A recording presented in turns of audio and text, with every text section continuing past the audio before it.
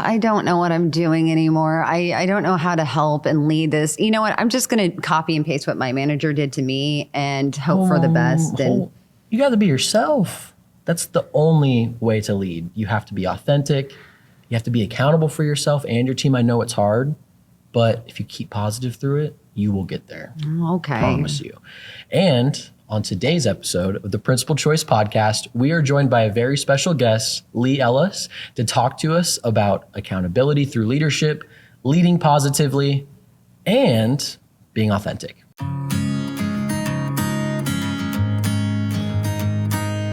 Welcome back to the Principal Choice Podcast. Today, we are joined by our special guest, Lee Ellis, as we talk about remaining authentic as a leader, building that accountability as a leader, and remaining positive even through those hard situations that comes with leadership every day. Thank you for joining us today, Lee Ellis. We appreciate you jumping on with us to talk about leading with honor, being a great leader, and what it takes to become that great leader. One thing that I wanted to start us off with leadership is understanding ourselves as leaders so we can be a better leader to every single person around us.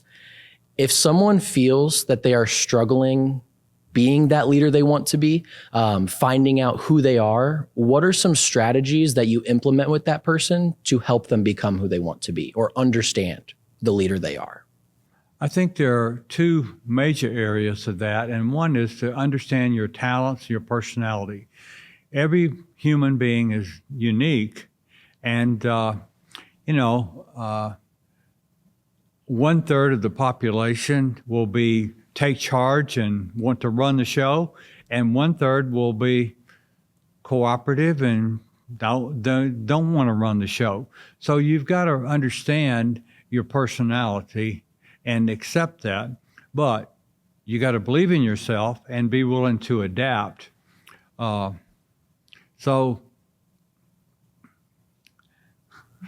Yeah. What was the original question? Yeah, no, you're okay. No worries. So if someone feels that they're struggling to understand themselves as a leader, what are some of the strategies that you implement with them to help them find who they are?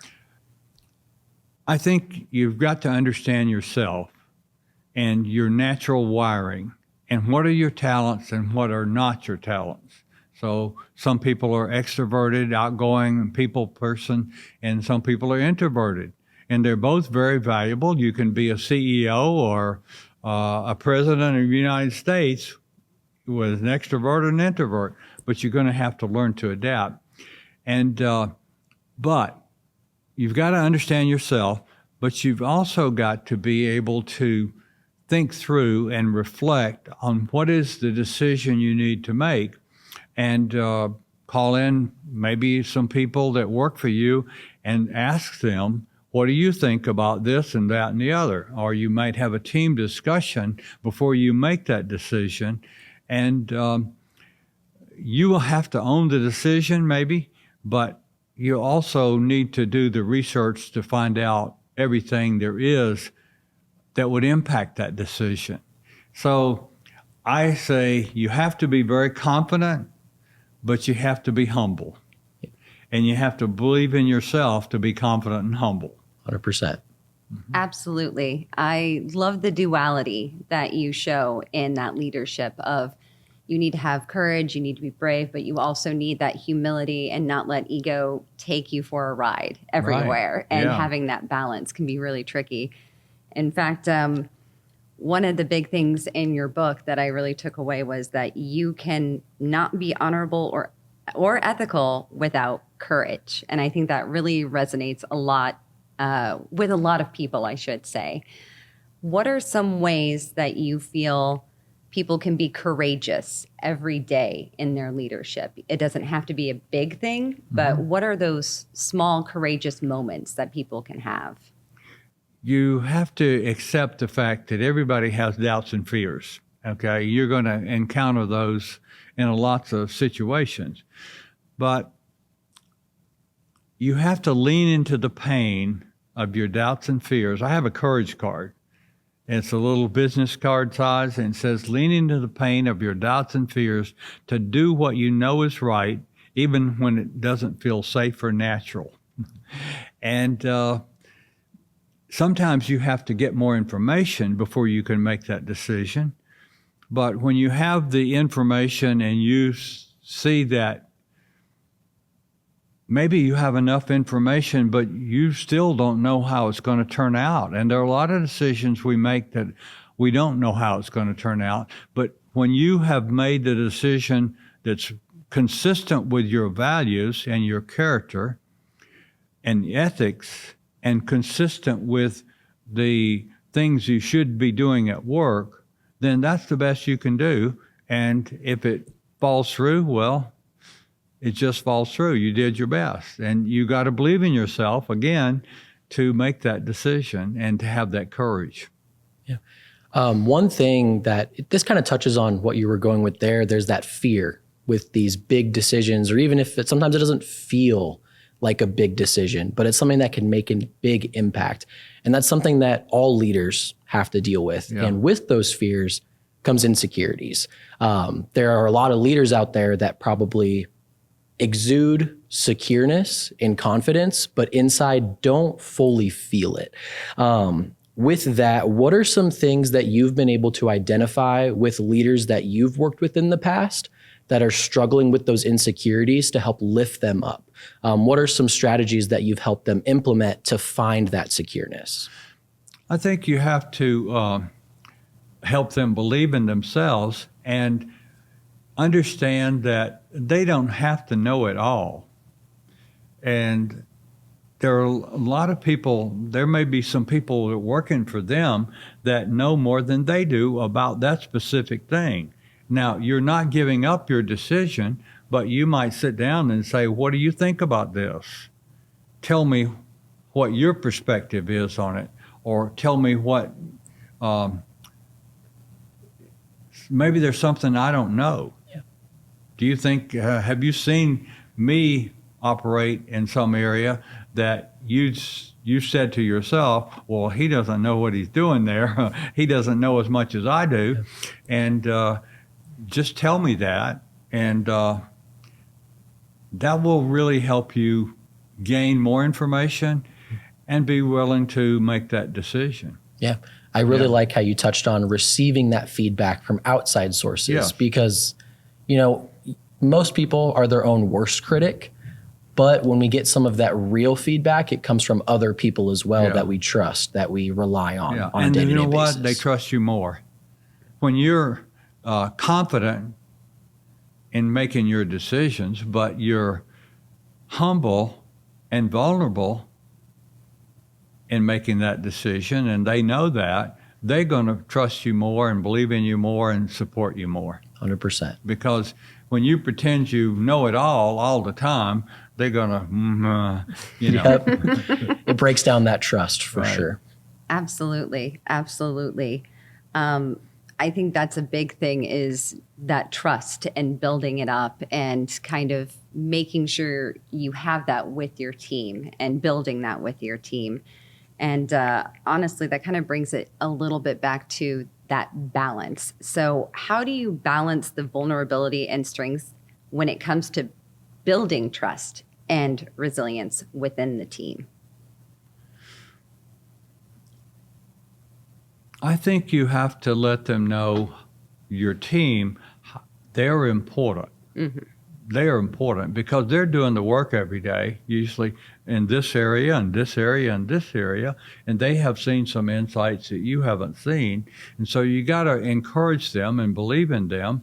That doesn't mean you don't have to correct them and hold them accountable to, but believing in them and letting them know you care about them, that is going to really strengthen them, and they're going to perform better, and they're going to be more loyal, but they'll also feel safe in sharing something with you that you might need to know.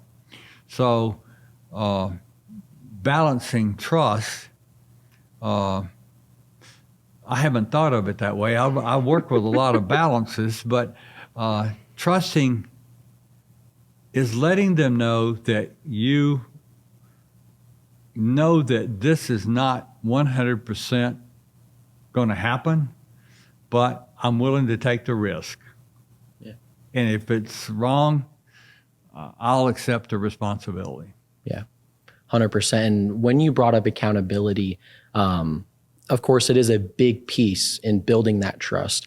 One thing that we've talked about on a previous episode with accountability is it's one of like the ultimate forms of respect.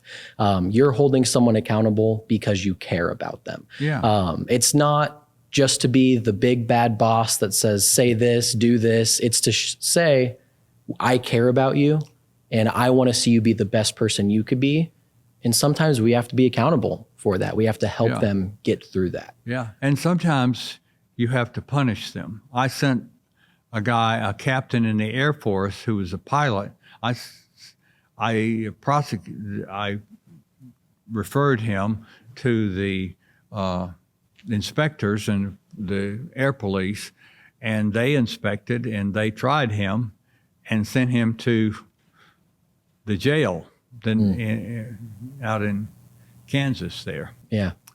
Yeah, and that's one of the... I let him know that I cared about him, but he had stepped over the line and he was selling stuff that he shouldn't have been selling. He was selling drugs, and he shouldn't have been doing that. Yeah. You know? He was violating the law. Big no-no there. For sure. For sure. Something on that too, it can be very difficult to hold those people accountable, especially if it's a big situation like that and when you care about them. What is one thing, maybe not one thing, but what are things that you'll tell leaders that are having to hold someone accountable to that high of standard when they're struggling with balancing it, with saying, I'm going to follow through on this? Well, I think you have to let people know what you're expecting of them. Clarify what their responsibility is. And they let them know that you're going to come back and you expect to see it done. And also let them know if they can't get it done, if they're facing an obstacle or something that they can't do it, that to come back and tell me, come back and show me what's happening there. And I'll listen to you. But if you say you get it done and you don't do it, or if I say, if you haven't done something that's trustworthy or it's illegal, then I'm going to hold you accountable. And I care about you, but you're going to be responsible and held accountable. And I think it's really good to let people know that. And you care about them, but you also let them know you're going to hold them accountable. And that's just, that's a healthy world. And I'm concerned about today's world because parents are not giving their children, a lot of parents are not giving their children responsibility and holding them accountable.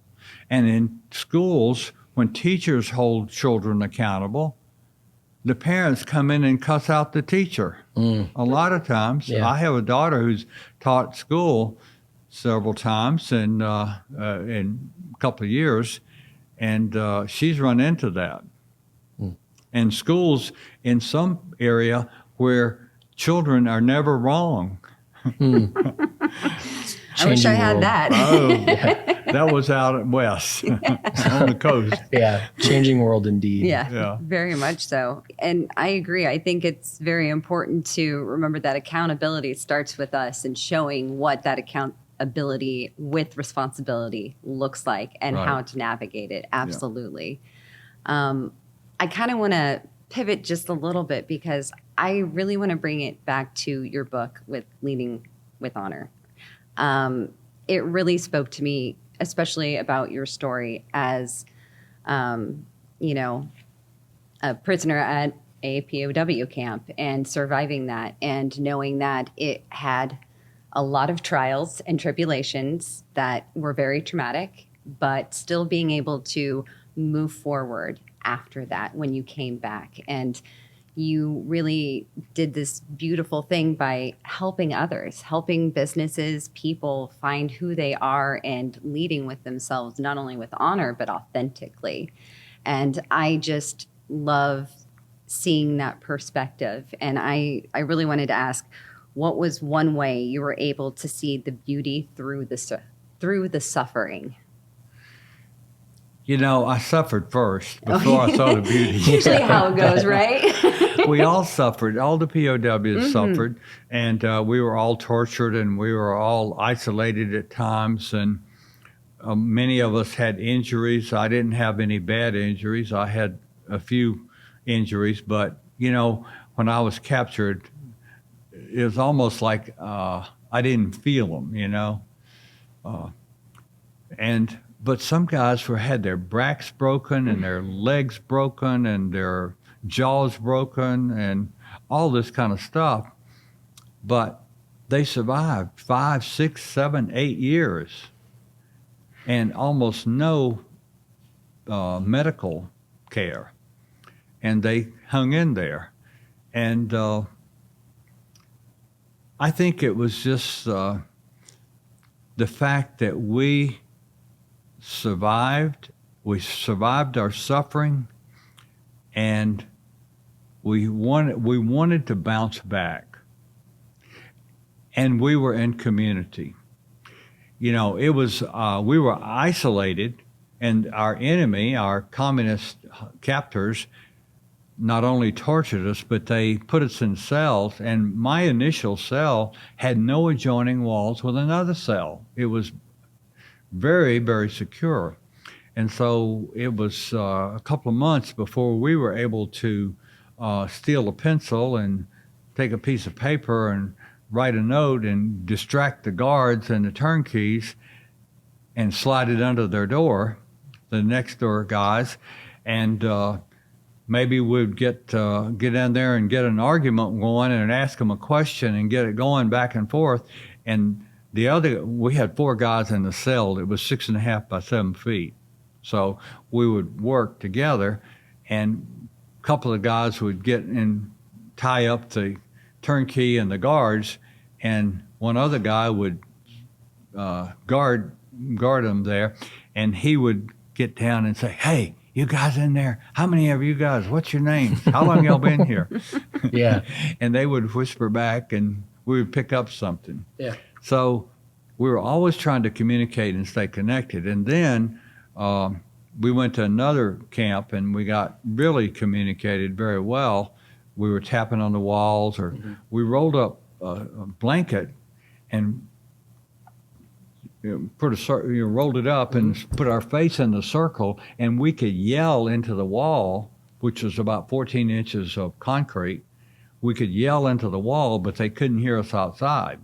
And one of the guys was clearing on the back, cracks in the door on the front and cracks in the door. And one guy was clearing at the window in the back, which was covered with some rattan mat, but he was clearing back there. And I was yelling through the wall to a guy. And then I put my ear on, and he yelled through the wall to me. And so we were communicating a lot and letting people know that you were connected and what was going on, and you're not gonna go home without them. You know, that was very important. You know, we're together, we're united, and we're all gonna hang together, and we're gonna make it. Someday we'll go home. Yeah, that's definitely an important thing. And you touched on a few things there. One that I definitely want to hit on is going to be the communication aspect. Yeah. When you were there at the prison of war complex, you had to communicate very creatively. Yeah. It wasn't just speaking back and forth. You had to come up with different things. And, sure, in the business world today, I don't have to knock on a wall to communicate. It's a little bit different, but we still have to do different things because everyone gathers info differently. Some people want to see a graph. Some people want to hear it verbally. Some people want to hear it in an email. Yeah. We have to make sure that we are remaining creative when you are communicating, because we have to make sure that our message gets across when we're over communicating and we're striving for over communication. In your experience helping other companies and helping leaders communicate better, have you had anything that has stood out to you as very creative communication methods?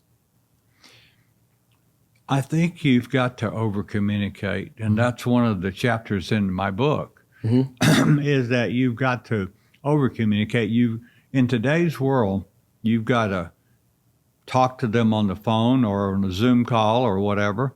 And you've got some things you're going to have to send them an email or a list of things. You just got to, and some people, sometimes you're going to have to meet with them and go face to face with them. And so communication is very important, and you got to make sure that they understand what you're saying and see your perspective.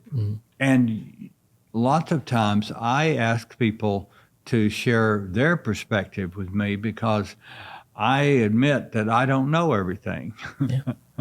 I think I do sometimes. My wife would say, yeah, he thinks he knows a lot. But I have learned and know that you may see something that I don't see. And before I make that decision, I need to know all the data and information and perspectives that I can to see to make that decision. And so communication is so essential. But here's another reason communication is essential. Is because communication is one of the major ways of relationships. And you got to be related to people. People are humans. They're not data. They're not tables. And humans have emotions. And when a person feels like you feel that they're important, they're going to be more loyal, they're going to work harder, and they're going to trust you more. And 40% of the population is wired for results, and they don't necessarily think about relationships. And 40% of people are wired for relationships, naturally wired, okay? And they've got to set up standards and focus on results and help people get there, but hold them accountable. And so, we all have to adapt. Even the ones I am personally wired, I have a little of both. I have pretty strong take charge part, but I have a relational part. I like to meet people, encourage them, and listen to them. My wife would say, you have a hard time listening, but I coach myself to listen. But even then, I have to coach myself to adapt and be strong on this getting results, and hold people accountable. And sometimes I have to coach myself not to talk too much. Relationship. So, you just, you have to stay focused on results and relationships and people, and let them know you care about them, but you're going to hold them accountable. 100%. And that is appropriate. They know that's appropriate. Most people know that's appropriate. And you tell them, you try to help them and care about them and encourage them and believe in them, treat them as though they're very worthwhile and important. But you have to clarify what the standards are and what your expectations are. For sure. Absolutely. Absolutely. And that's what leaders need to think about a lot and leaders do need to reflect. The most important thing I think for leaders to do is to reflect in the morning, in the afternoon, and various things. When I go into a meeting, I reflect before I go in there and think about what's going to happen and how I need to perform in there, what I need to get. And when I come out of it, I kind of replay it and reflect on what did I do well, what did I do right, what was the mistakes I made, and what I need to do for follow-up. For sure. And that reflection is so important. Yeah. Reflection is very important because that's when things really set in and you're able to understand them rather than just assuming. Yeah. there's a lot of assumptions that can happen without the reflection. But Lee Ellis, thank you for joining us to talk with us today about being a leader, leading with honor, maintaining that accountability. We appreciate you for joining us, and thank we will you. have a lot to reflect on as well. Yes, thank you very much. Enjoyed being with you today. Thank you for the good questions. Of course. Thank you. Thank you for joining us on this episode of the Principal Choice Podcast. Milena, what did you learn from Lee Ellis today? Oh my gosh, I learned so much. I learned that it is a balance and it's all about taking accountability, debriefing and reflecting with those conversations, and to lead authentically through you, and to know that how you feel good and true and authentically, you will lead naturally. Of course. Well, I'm happy you took something from that. And for any other resources, please check out our show notes below. And until next time, find your purpose, find your people, find your place.